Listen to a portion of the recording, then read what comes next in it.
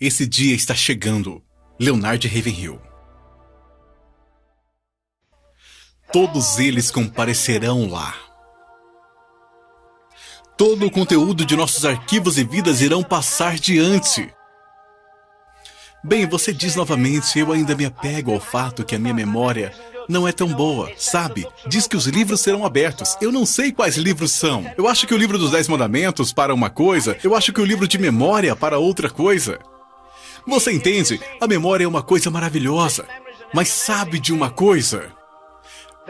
A memória durará dentro da eternidade. Eu não acho que os remidos lembrarão de sua tristeza e lutos, mas eu digo-lhes uma coisa: os não santificados se lembrarão de cada vez em que alguém deu um folheto em suas mãos. Eles lamentarão por toda a eternidade e desejarão que Deus estivesse ali. Eles se lembrarão que ouviram a oração de suas mães, se lembrarão de cada sermão. Eles se lembrarão de tudo, pois um dia um homem orou no inferno. Era o lugar errado para orar. Ele orou para a pessoa errada. Ele orou para Abraão. Ele recebeu a resposta errada. Filho, lembra-te que recebeste os teus bens em tua vida. Boas coisas recebeu. Mas eu não quero que meus irmãos venham para cá. Mas Jesus diz, lembra-te, a memória é eterna. Ela nunca acabará. Se você é um homem não salvo, milhares de milhões de anos. Você diz, bem, eu vim esta manhã, pois minha esposa queria que eu viesse. Mas não pense em voltar, eu não gosto desse tipo de coisa. Bem, amigo, permita-me dizer-lhe amavelmente, vá para o inferno e viva com toda a escória da terra. Você gosta de beber? Vá com os beberrões. Você gosta de luxúria? Vá com as prostitutas. No inferno, se você possuir desejo por mulher, você terá esse desejo, mas não haverá nada para satisfazer o seu desejo. Se você bebe, você terá sede, mas nada satisfará sua sede. Você daria o resgate de um rei por uma gota de água. Não haverá uma gota sequer. Muito menos, então, aquele vinho precioso que você bebe. Quando, em nome de Deus, a igreja vai abrir seu coração novamente. E abrir sua mente novamente e ver novamente que todo homem, não importa se ele tem um jato, ou quantos milhões ele tem, ou se manda na cidade toda,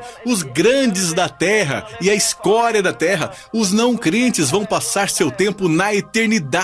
Viverão lá para todo sempre. O bom livro diz, onde o seu bicho não morre. Será terrível quando nós vermos os fundadores dessas seitas, quando comparecerem diante de Deus, o fundador dos Testemunhas de Jeová, como são chamados por eles mesmos. E ele comparecerá lá, e as pessoas lá no alto gritarão, coloque esse homem no inferno e aumente a temperatura. Mas escute, não se preocupe com isso. O juiz de toda a terra fará o certo. O inferno não vai ser o mesmo para todos. Alguns irão apanhar com poucos açoites. Outros irão apanhar com muitos açoites. Mas eu lhes digo uma coisa. Eu preferiria ser o último no reino de Deus do que ser o maior no reino do diabo. De qualquer maneira, tanto no tempo quanto na eternidade. Nós lemos no capítulo 6 do livro de Apocalipse. E diziam aos montes e aos rochedos, cai sobre nós e escondei-nos do rosto daquele que está assentado sobre o trono e da ira do cordeiro, porque é vindo o grande dia da sua ira. E quem poderá subsistir? E ele diz no capítulo 9, versículo 6, e naqueles dias os homens buscarão a morte, e não a acharão, e desejarão morrer, e a morte fugirá deles. Eu creio que haverá o dia em que um homem colocará uma arma em sua cabeça para explodir seu cérebro e vai ficar intrigado quando ainda continuar vivo. Ele vai se jogar do topo do Empire State, do topo da colina, no vale, e ainda continuará vivo. Eles buscarão a morte, mas não a acharão.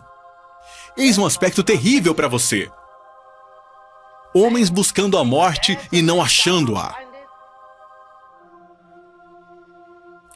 Lembra-se daquele segundo salmo que diz sobre os gentios? Aquele que habita nos céus se rirá, o Senhor zombará deles. Você consegue imaginar o homem lidando com cada pecado já cometido? Pecados da carne, pecados do espírito, pecados contra Deus, pecados contra homens, perseguindo-o como cães do inferno latindo atrás deles. E ele diz, se ao menos eu pudesse morrer e sair disso aqui. E ele tenta morrer, mas não morre. E as escrituras diz, aquele que habita, o santo Deus então deixou de ser um Deus de misericórdia. E no capítulo 4 do livro de Apocalipse, você tem um Cristo no trono. Você tem um arco-íris acima do trono, que é o sinal de aliança, de misericórdia. E você tem 24 anciões. Mas aqui não tem ninguém dividindo justiça com Jesus. Ele assenta-se supremo no trono. Não há 24 anciões. Não há um oceano de vidro. Não há um arco-íris de misericórdia. A misericórdia acabou para sempre. Eu não me importo quão bagunçada e corrupta está a sua vida nesta manhã.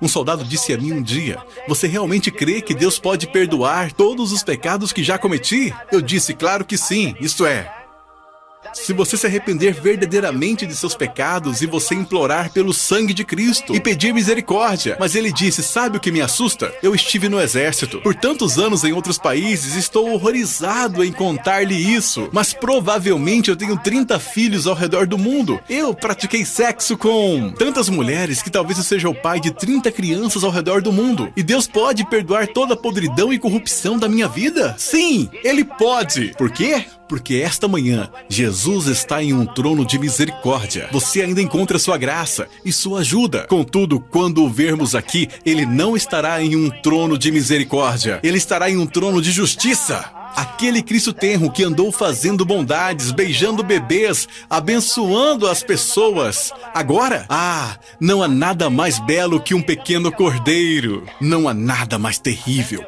que é a ira do cordeiro. E um dia a misericórdia de Deus será retirada, e então será a ira do cordeiro. Você consegue imaginar todas as tribos e nações? Você consegue pensar no faraó diante de Jesus Cristo dando conta do massacre? Você consegue pensar em Herodes o Grande dando conta do massacre? Você consegue pensar em Hitler dando conta do massacre dos 6 milhões de judeus? Você, nesta manhã, eu sei que você já teve suas tribulações. O bacon queimou, ou aconteceu qualquer outra tragédia, mas você já pensou nesta manhã que alguém, pelo bem de Cristo, vai perder a cabeça no Camboja, Vietnã ou Rússia?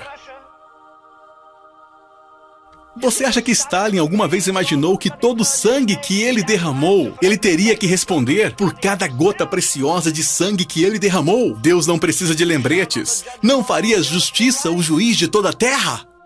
Se um homem pede para ser lançado longe de Deus com seu próprio pecado e tormento para todo sempre, se seu modo de viver é o mesmo que antes, rasgado com a luxúria, se sua mente está torturada por sua maldade, bem, o que você pensa que seria se você matasse 6 milhões de pessoas assim? Deus trará toda a obra ao julgamento com todos os segredos. Você lembra as pessoas que chegará um dia em que a misericórdia será cortada? Para sempre cortada? Você as lembra que há pessoas orando no inferno e que ninguém jamais as escuta? Os mortos, os grandes e pequenos, comparecerão diante de Deus naquele dia terrível. O livro memorial será aberto, dos 10 mandamentos e outro livro que Deus tiver serão abertos naquele dia terrível. E sem misericórdia. A misericórdia se acabou para sempre. As pessoas dirão: passou a cega, findou o verão, e eu não estou salvo.